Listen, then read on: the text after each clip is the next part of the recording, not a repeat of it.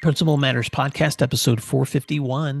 Hi, friends. This is Will Parker, host of Principal Matters, the School Leaders Podcast, where each week we bring you inspiring, innovative, and imaginative ideas for school leaders. And I'm here with my co host, Dr. Jen Schwanke. Dr. Schwanke, before we jump into today's episode with Baruti Kafele, oh my gosh, every time he's on any show, I'm going to listen, and especially when he's on our show. So thank you for this wonderful interview that you did with him. But before we do that, we always like to answer our question of the week. And why don't you set the stage again for where this week's question came from? Absolutely. This was a question that came out of my graduate class of Ohio State University students who are seeking their principal license. So we asked them, what do you want Will to answer? And so this question actually came from Cameron Carter, who's a first grade teacher from Worthington, Ohio. And he's going to ask about staff morale and burnout. Okay, you talked about knowing when your staff was tired, which leads us to a question about morale and burnout. So I see that he's ready, so I'm not even going to cue this one up. So go ahead, introduce yourself. Thanks, Jen. Hi, Will. My name's Cameron Carter. I teach first grade. And my question, connecting to what Jen just said, was what practical strategies did you use to boost staff morale and prevent burnout, especially during times when there was high stress or lots of change? Oh my gosh, Cameron, I want you to be, did you say first grade? Yes, first grade. I want you to be my first grade teacher. Like, oh gosh, like your energy is so contagious. So like we might have to do the video share of this, Jen, just because Cameron, if I was getting ready to experience staff burnout or morale problems in my school, I would just invite you to come in. Well, just let your energy fill the room. Jen, go well, ahead. and I think too, I just need to say this to our listeners. I think that he has a newscaster name. I could see, hello everyone, it's Cameron Carter coming to you live tonight from Times Square. I mean, Cameron Carter, what a great name. Anyway, back in the day, I wanted to be a meteorologist, so there you go, right? Yeah, you still could. Yeah. All right. You still can. So 2 weeks ago, I interviewed on my podcast Karen Borchert, and Karen leads a company called Alpaca, and they are a sponsor of our podcast, Jen. So I'm not trying to sell their wares, but the reason I interviewed Karen was because she started a company because she saw how hard it was in schools for teachers to stay encouraged and how hard it was sometimes for leaders to find creative ways to make sure that they were boosting their morale. So she built this small company that provides several resources. One is a really easy questionnaire that they can send out at the beginning of each week just to kind of assess how people are doing. But then also these, I'm going to call them care packages, but they're just packs. They're just these really cool things. They've surveyed lots of teachers to see, like, what are your favorite office supplies? What are the things you want in your classroom? What are the things that would boost you for the week? So they have all these little packs that can be arrived so that you can be regularly also just providing teachers with some things that make them feel better. You and I have talked about this in other settings, Jen. A party's not going to boost morale by itself. A dress-up day is not going to boost morale by itself. Giving everybody their favorite drink on Friday is not going to boost morale by itself. But the collective commitment to keeping relationships centered, and I care about you as a human, and I hope you care about me as a human. I'm going to check on you. I'm going to be real with you. You be real with me. It does make a difference. And so I do think that there are ways that we can harness those things. Now, I did have someone on my team at my last school who I asked, if I gave you a budget in the calendar, can you kind of be my celebration person? Because that's not my strength. I'm just not good at that. I never have been. And so she, at the beginning of every year, would take everybody's birthdays, any kind of, big moments throughout the year, Valentine's, Thanksgiving, and just set up times where we could celebrate together. And it was so great for me because I was able to have that person, become a party organizer or something that we can do together, invite people to potlucks. And so there are often people on our staff that are really strong in, like, let's pull together and let's reconnect and let's celebrate. So I know that's not the quick fix to that question. I think the other thing I would say too is it's really important, if you have an idea for change, to time when you want to do change. That's why I tell especially principals, if you have an idea in the spring that you think is going to be great for the way you're changing things, beta test it and do it next year. So that you're not overwhelming people with unnecessary changes right in the middle of the hard work that they're already doing. Jen, what would you add to that? Yeah, I'm glad you said that those things you mentioned about morale, they don't work in isolation. They really don't. And people would say to me, "Oh, people love food." Well, okay, if I just stop at the donut shop and get 3 dozen donuts and plop them down in the lounge and walk away to my office, close the door, and be like, "They'd better thank me for this," that's not gonna improve morale. It's the whole package, right? It's that they feel like they're seen, they're heard, they're valued, and maybe they get a donut too. I think the donut does matter, but only on top of other things too. Let's take a moment to thank our sponsors, and then we'll be right back. As school leaders, we all know that student behavior impacts everything: learning, staff morale, and school culture. That's why I want to tell you about Connecting Through Conversation, a practical online course from Erica Bear and Tiffany Burns. This course helps your team de-escalate situations, avoid power struggles, and build stronger student relationships. It's super flexible, short videos, easy reflection guides, and perfect for individuals or staff groups. Best of all, it won't overwhelm your already packed schedule. And here's a bonus. Principal Matters listeners get a discount. Use the code Principal Matters to save $50 on the individual course or $200 on a site license. Check it out at connectingthroughconversation.com and start creating a culture of calm and connection today. That's connectingthroughconversation.com. Over 1 million teachers use IXL in their classrooms every day for one reason. They love it. Why? IXL is where the magic happens. With just one platform, teachers can personalize learning for every student. IXL gives teachers all the tools they need to enhance and differentiate instruction without adding work to their plates. Plus, IXL has decades of expertise and is proven to be effective. Studies on more than 70,000 schools across 45 states show that those who use IXL outperform others on state tests. Ready to bring the magic to your school? Visit IXL.com/PM to learn more. You're listening to Principal Matters, the School Leaders Podcast. Welcome again to another episode of Principal Matters Podcast, everyone. I am Dr. Jen Schwanke, and I am here with a longtime friend of mine and a highly regarded educator and author for ASCD. I am back with Principal Kafele. And listeners, you may recall that we talked to Principal Kafele not too long ago, but we're back because he has another book out. So welcome, my friend. How are you doing?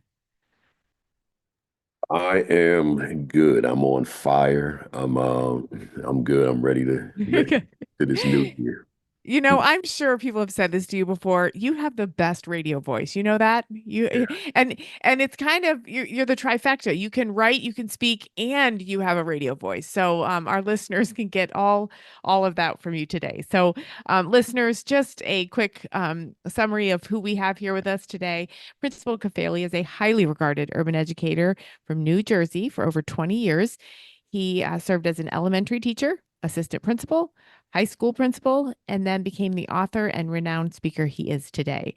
So he has a new book out, and that title is "What is My Value Instructionally to the Teachers I Supervise?" That was recently released, and we're going to talk in detail about it today. I see it behind you on the screen, Hey. Principal Kafele. And what I love, this ASCD did a beautiful job graphically because the title just shouts out at you. Yeah. And so we'll have to talk about that too. So before we get into questions, listeners, I just want to point out too, you can check out Principal Kafele's website or any of his 13 books. 14. 14. Oh, this makes 14. Okay. Mhm. All right, we're up to another one. So includes 7 ASCD bestsellers, including some of my favorites: the Teacher 50, the Principal 50, the Assistant Principal 50, and the Equity and Social Justice Education 50. You also are the creator and host of the popular AP and New Principals Academy, which you live stream every Saturday morning. And you've gotten a lot of rewards. You got the Milken Educator Award as I'm wearing right now. Yeah. Oh, so exciting. And I think you recently had an interview with other Milken Award winners. So I want to talk about that. I have so many things to talk about. Yeah. So let's Even open up. the founder, we Yeah. had the founder on last Saturday, Lowell Milken. Nice. So tell me about that. I mean, we're just going to dig in, listeners. Yeah. I've told you about it. Tell me about getting these incredible educators together. Was that just an idea you had one Yeah, day? receiving the Milken Award was a real blessing for me on so many levels. And and then the further blessing was, there's a forum every year. It used to be in different cities, but primarily in LA. Now I think it's back in LA, which is where the Milken headquarters are. And they do a forum for the recipients of each year. So this usually roughly 50, give or take. And every year since I won it in 2009, I've been invited to be one of the speakers, the keynote speaker at the forum. So it's a big deal. So I get to meet a lot of Milken educators beyond what the average Milken educator would know, because I'm in that space every year since 2009, and here we are 2025. So I've met a lot of So I said, wow, I know so many of them. And then we have other ways that we communicate Right. in terms of forums online. So I said, let me devote January to them. So that's what we did. But it's just, I don't like going over three guests at a time, because then no one hardly gets to speak. So, Right. so we do three each day. But then I said, but I never had Lowell on here, and I know him, because of seeing him every year. So I reached out and said, I'd, love to have you on, just you and I, one on one. And he obliged me. And hence there he was. There's over 3,000 Milken winners now. And since 1987. So it was really great to sit right here and talk Right. to him. Um, he's an important man, Yeah. He's an important man. beyond And beyond education. think of the difference he's made. He has truly touched, like you said, it was a huge difference for you professionally, but also I'm Yeah, sure personally, and then all the yeah, other award recipients as well. that's right. Yeah, it was huge for me. I Yeah. needed it. It wasn't just something nice that happened. And at that space, within that space and time of my life, I needed that award. And Yeah. this is when I got it. Yeah. So Yeah. when they called my name, because I didn't know it was gonna be me. I thought it was gonna be one of my Right. teachers. So I just kind of put my head down and quick prayer, quick Right. meditation, while my entire school was giving me a standing ovation. Right. Um, Oh, that moment, you probably keep reliving it. And then you picked up your pen and you have really, touched yeah, so many educators as an author, but also as a speaker. I've heard you speak multiple times.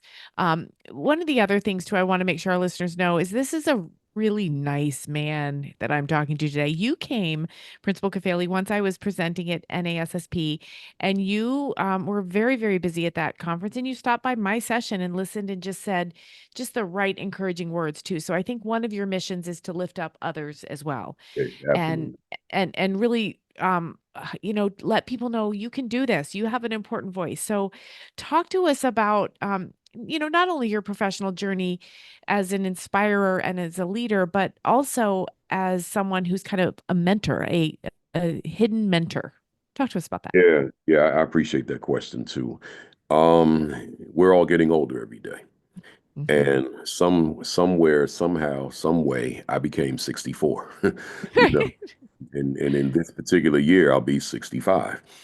Um, but as I was getting older, one of the things that I was noticing was that the younger speakers, the younger educators were gravitating to me. Mhm. Um, it's extremely noticeable within the African American community, but it's not confined to the African American community. It's across racial backgrounds, and people gravitating, and me taking on that role as mentor, as advisor, just giving whatever advice I could.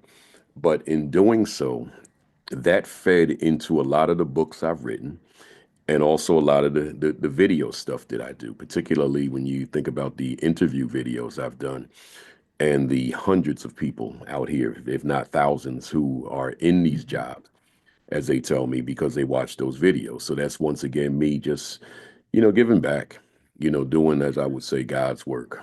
And Right. being blessed for it in return.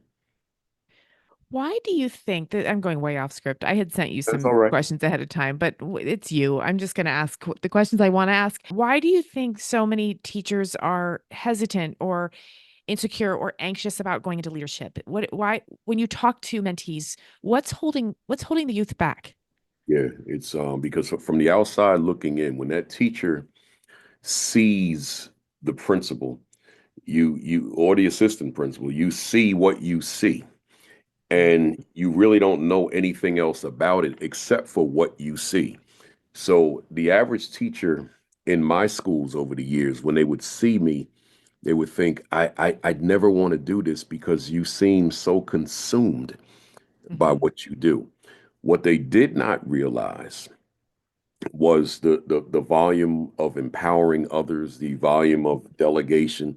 Like the teacher that may be saying, man, you got so much on your plate, may not realize that this may be a teacher that I have assigned certain responsibility, but may not realize that I've done the same for others.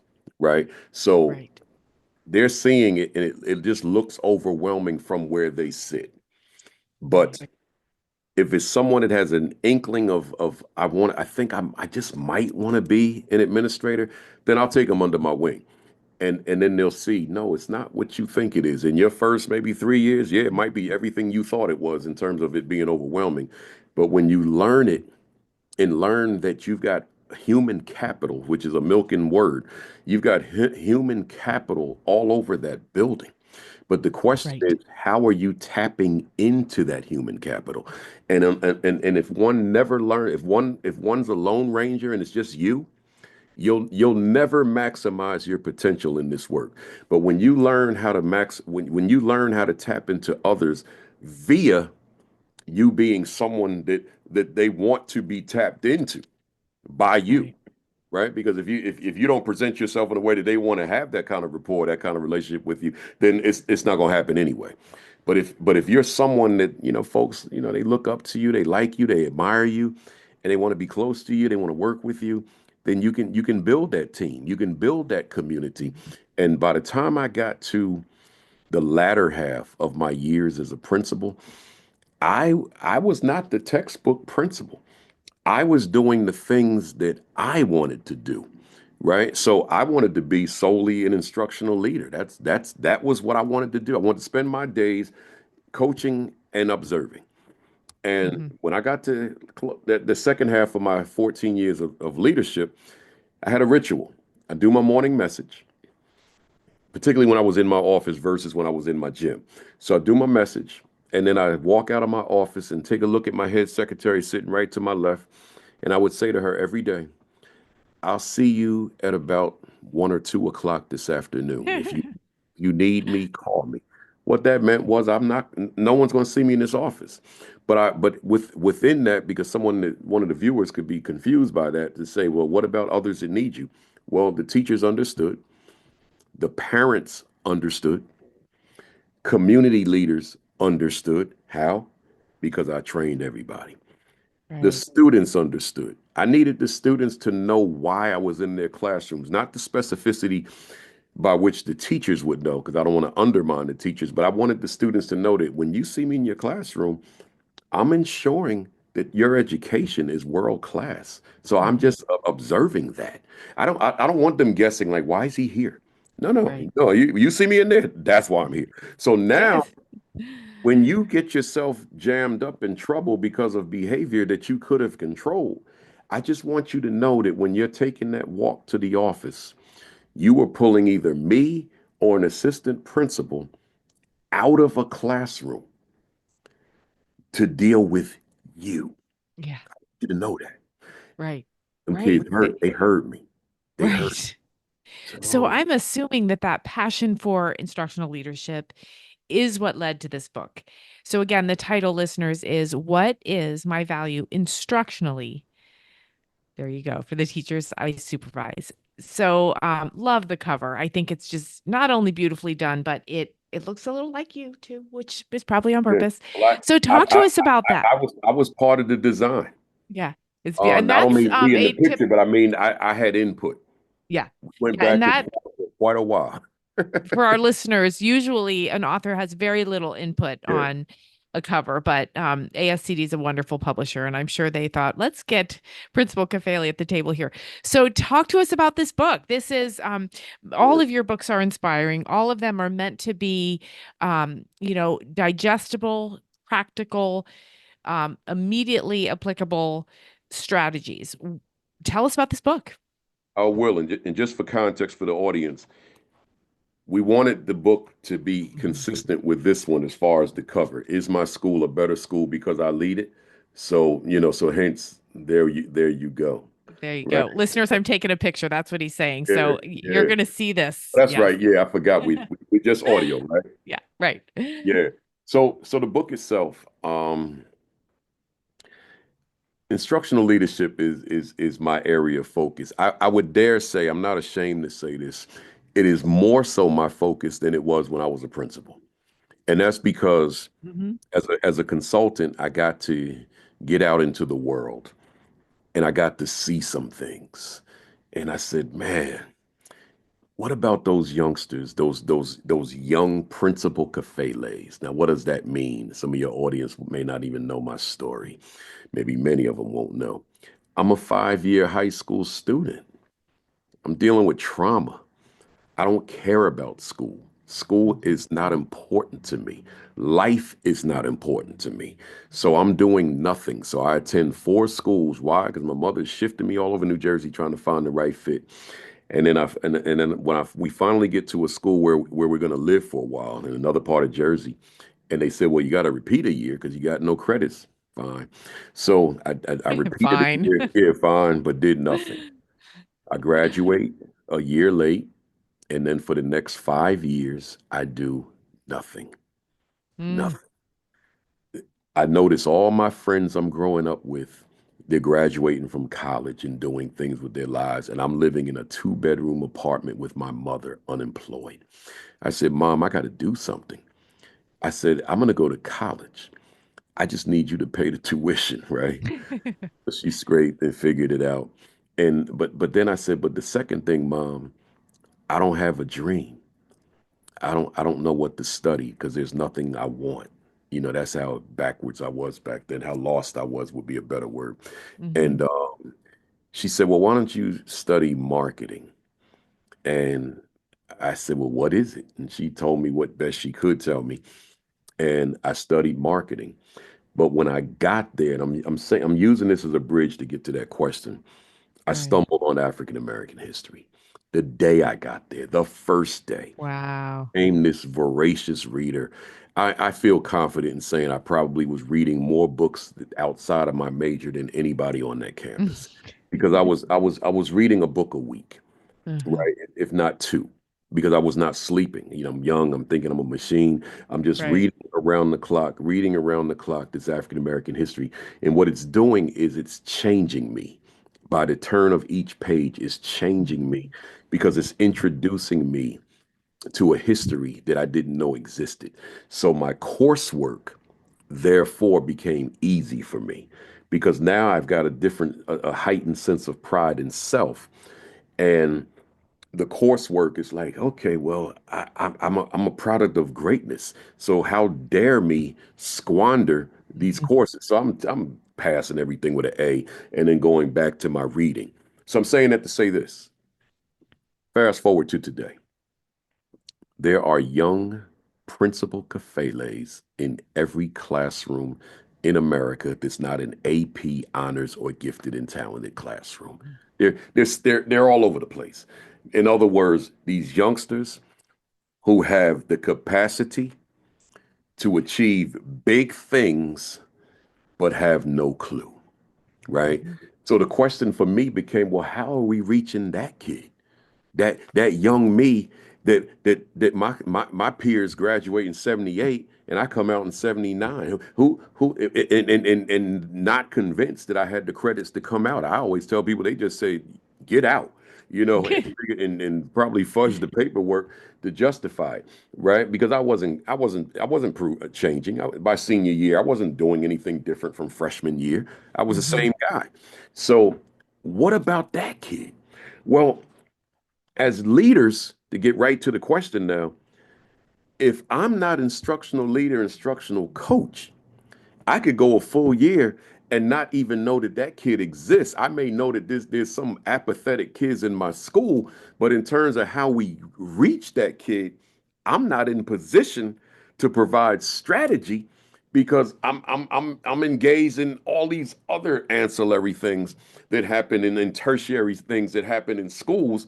So young Principal Kafele, who has the capacity to be valedictorian or salutatorian, he or she, they're overlooked. Mhm. So I graduated summa cum laude. I never got under an A in undergraduate school, but I didn't know I had that when I was in high school, right? In middle school. I didn't know. But when I read that history, it changed my thinking. It shifted my Right. thinking. And then I said, I can do anything. And went on and Right. did things, wrote the 14 books, got the Hall of Fame of awards in the National Alliance of Black School Educators and the East Orange, New Jersey Hall of Fame, and so many others, the Milken Award. No one knew that was in me. Right. So Can therefore I I wrote this book to say, hey, leader, we can't miss any of them. right. But if you're not in that classroom and doing that coaching, then we probably will miss a lot of them. It's so true. I see it too many times. We identify and label students so early, and then that is what they become, and we're missing them. You're right, we're missing them. And instructional leadership is more than knowing content. It's more than scope and sequence. It is about whether that instruction actually has a landing spot with students. Can I ask a question? Do you still Yeah. have your mom? Is your mom still Yeah. with us? She just turned 90 in Oh, DC. she tell me how proud she is. Tell me, Oh, tell she's me. the biggest fan. The AP and New Principals Academy, my Saturday live stream, we're going into week number 249 this Saturday. Well, she's watched all 248 Oh, live.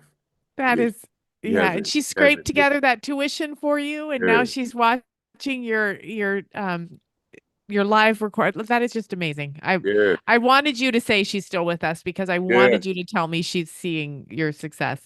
What I She's loved, yeah, what I love too about that story that you just told is the importance that reading has played in your life, to find that African American history and then to turn yourself into a reader. And like you said, you changed with every page that was turned.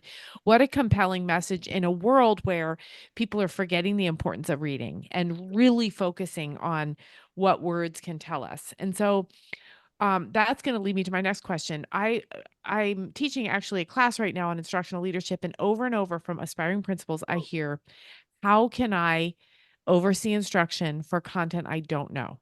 I'm an yeah, English teacher. How can I tell a Spanish teacher how to get better? I taught third grade. What do I tell a band instructor? So talk to us about that little quandary. yeah, yeah. That's normal too. In fact, that's even addressed in the book extensively. One of the things that I learned, whether it be in grad school or more so just practically on the job, nobody is going to know all that content. Right.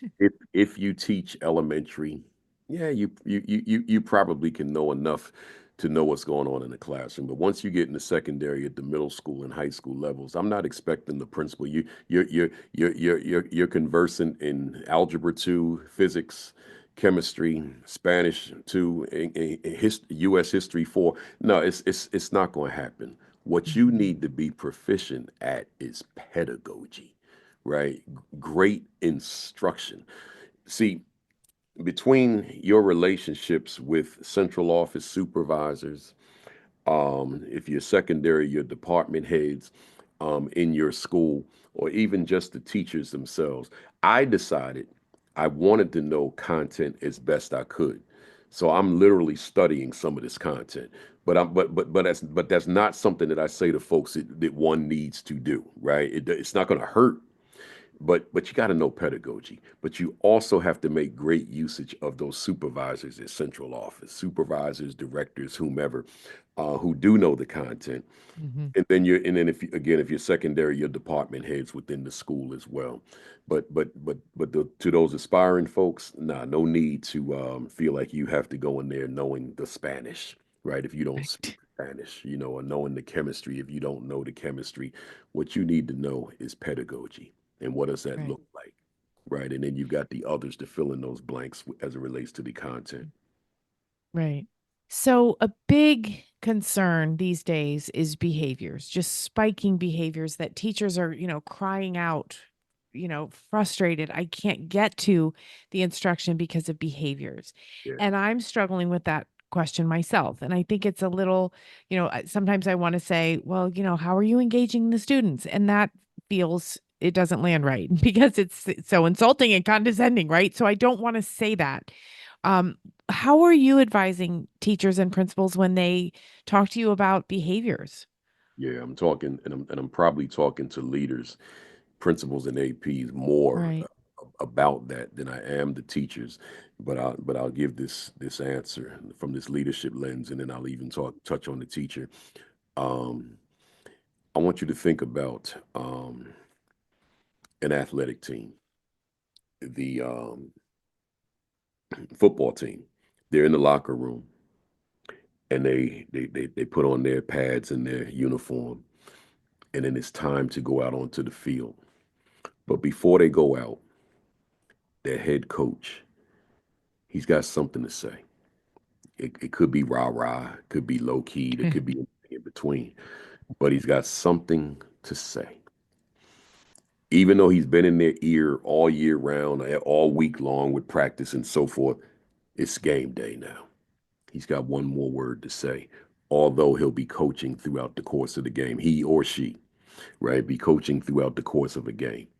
Well, I took from that as a principal. I said, that coach is setting up one last tone, laying one last foundation before the athletes walk out onto the field. Most of the time when I'm in a school that has those challenges that you just discussed, when I go into a school on a school day and I'm just kind of circulating the building, I don't tell the principal what I'm going to be looking for. I never do. We'll do that when we have our meeting later on in the day, the debriefing and so forth. But what I am looking for in my mind, I want to hear how that principal starts the day, right? So I would say in my world, about maybe 85, 90% of the time, I'm not going to hear the principal's message, right? And I always make the distinction between the morning announcements and the morning message. They're not the same thing. So I'm waiting to hear what is the principal going to say to the school today. Now with me, because I led some very challenging schools in my years, I didn't always rely on a public address system. I would literally have the school in my gym. That became the culture of the school or my auditorium, depending on the size of the school. And my message would be heard there. But I created a culture where the only thing you could hear in that gym would be either me or a pin drop on the floor. Yeah, it was that quiet, and I got something to say. And it was never something to say about discipline. I'm never going to start my day that way. I got something to say about meaning the students, your greatness, what your capacity, what you have the ability to achieve. So in other words, what I'm saying to you and your listeners is that I'm creating a culture where every morning our principal is the pastor, the spiritual leader, the head coach, to deliver that important message. So let me give you the translation to that, because there's so much more. Because the so much more would be the message itself. Like, what am I saying? But the translation, I'm not dealing with discipline and all that kind of stuff, because I have set a tone. I've laid a foundation. And I don't mean I set a tone with like punishment, like, and if you do no, we ain't doing that. I'm in there smiling. I'm in there doing like as if I was a motivational speaker. I'm giving a motivational message to my students and staff. They hear it, to say, we got this. And some of those days I'm showing them test scores of the suburban schools versus what the urban schools are doing. I'm putting it on a bar graph, have the audacity to show those scores because some people are never going to do that. Politically, they think it's suicide. And I'm showing like this what y'all doing. This what you and kids who look like you, us, are doing. But you get on that interstate highway and go up 10 minutes up to West Orange, New Jersey. Here's what they doing. You telling me you can't compete? My kids hear me, but I have to position myself in a way that I matter to them. Because if I don't matter, my words don't matter. So I want my words to matter, that this leader believes in your possibility. And for that to translate into the classroom, not over like bypassing the teacher though. Because now the culture we develop, I need my teacher to reinforce the message, right? Bring your own message, but don't forget my message, right? Don't Right. forget the leadership, right? And Right. as we're doing that, that culture is shifting. Does it mean we were perfect? No. But does it mean we were unusual? Yes. Right. Right. For the environment upon which I'm at. I got gang infestation. That's what we are. By self-identification, we like 95% of my boys, Blood, Crip, Grape, Latin King, MS-13. That's who we are. But they got this principle that they believe in. Right. Right. So therefore we able to do the things that we did. So that's not the end all. But if I'm talking to a leader, I'm asking the question, how does your day begin? Because just like that football game is game day, well, every day that the children walk into the building is game day. Right. Every day. Well, I'm hearing you say two things, and I think they're both extremely important. You said the words confidence, greatness, ability, belief, spirit. You matter. And I imagine that principal sharing that message to students, but I'm also imagining the students then projecting that back on the principal and the staff. A student thinking, I have confidence in you. I believe in you. Principal, you matter to me. So I've done a lot of reading about collective efficacy, and that's really what you're talking about there, Principal Yeah. Kafele. You're talking about the immense power of belief.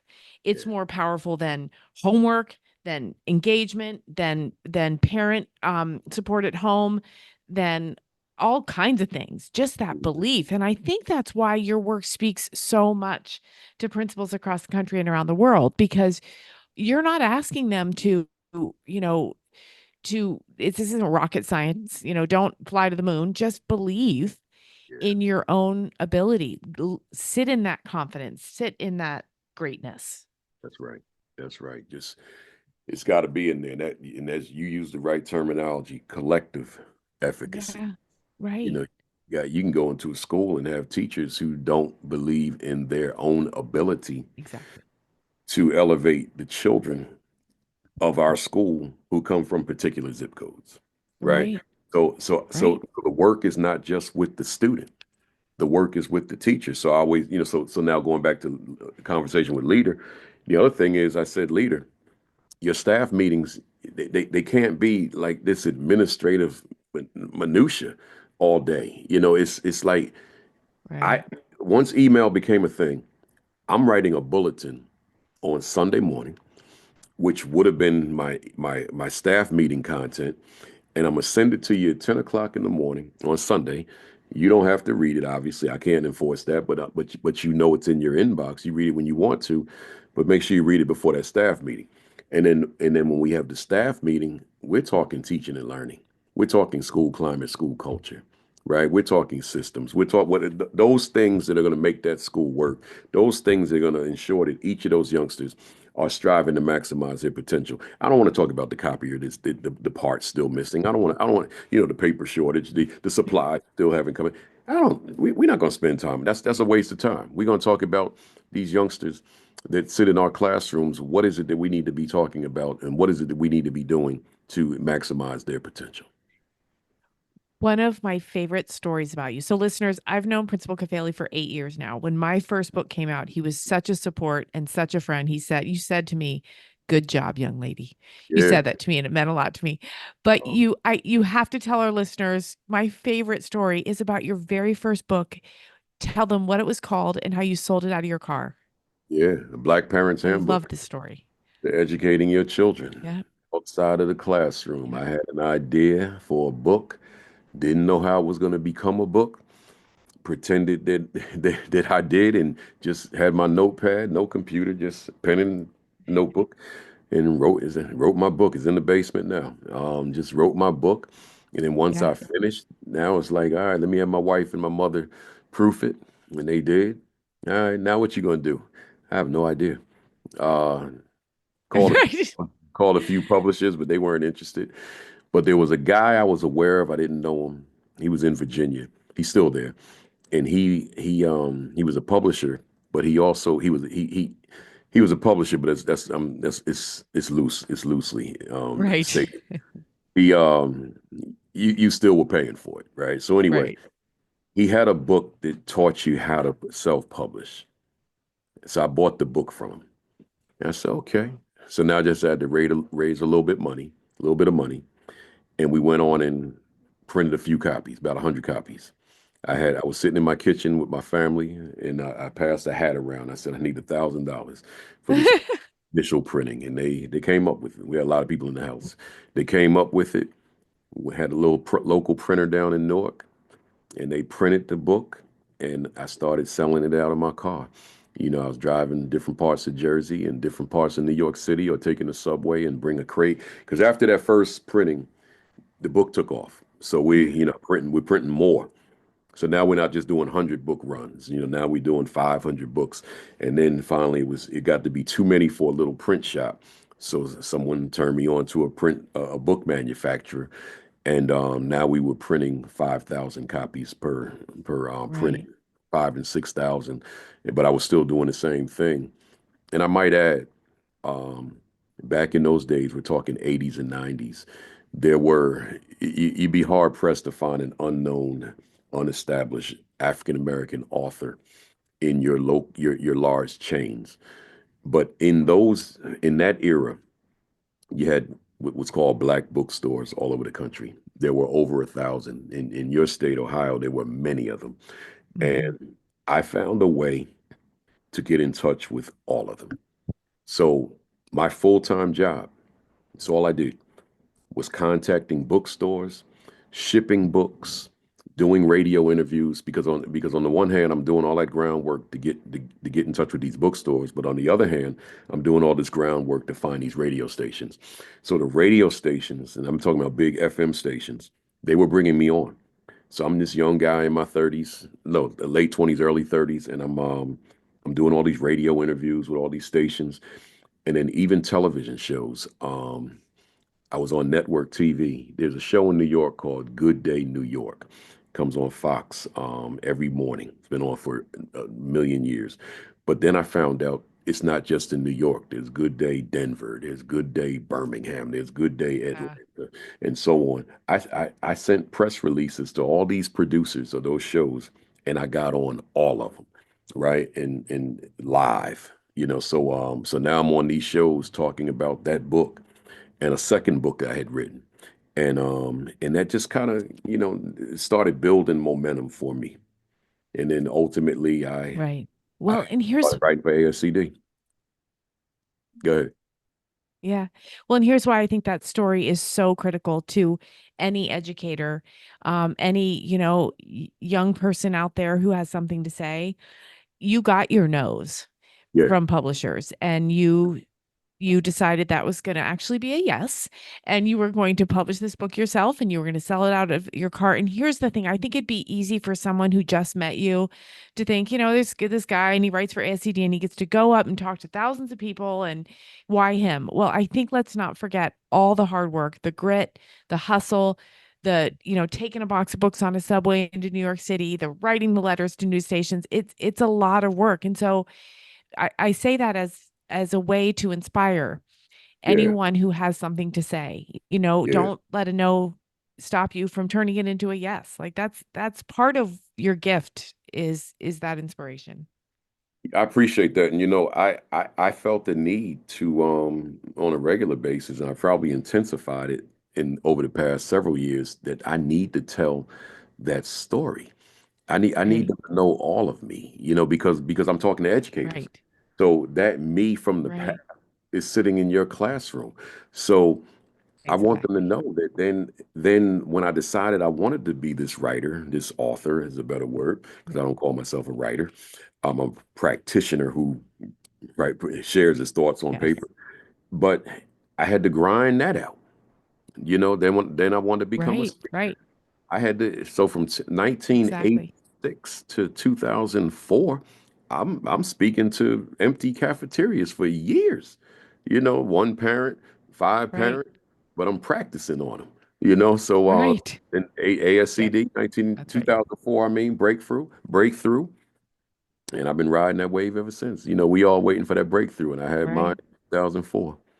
You had yours. Yep. Yeah, Well, listen, I know you're a busy man. I'm so grateful. Okay, listeners, I reached out to Principal Kafele and I said, listen, I know we just talked a few months ago. Come talk to me again. And you were so gracious and said, yeah, absolutely. So always. thank you for that. Tell our listeners where they can find you. Yeah, you can find me at principalkafele.com. Principalkafele.com. I'm sure you'll see the spelling. Perfect. And all my social media is there. And Yep. I certainly want to invite you to my Saturday Academy. It's called the AP in New Principles Academy every Saturday morning at 10:55 Eastern Time. And Jen was one of my guests, I was. and I was. so many others. And we're live, so this will be, We're well, live. I'll say the Yep. number, but we've done 249 thus far. So there's, by the time you hear this, it might be 250 something. Yep. So come on and join me, folks, Right. and you can get the books. Well, My yeah, book. join him truly. Yeah. I Yeah, encourage any listener to go and join him. You will find it so inspiring. So thank you, my friend. yeah, I truly yeah. appreciate it, and Godspeed with the new book. Thank you.